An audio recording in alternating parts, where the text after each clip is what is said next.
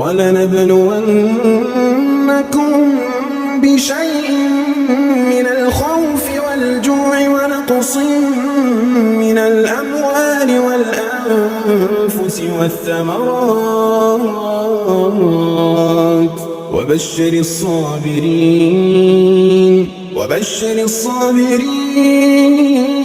وبشر الصابرين الذين إذا أصابتهم مصيبة قالوا إنا لله وإنا إليه راجعون أولئك عليهم صلوات من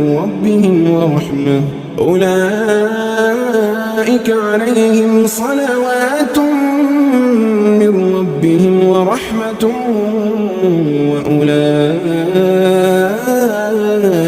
هم المهتدون.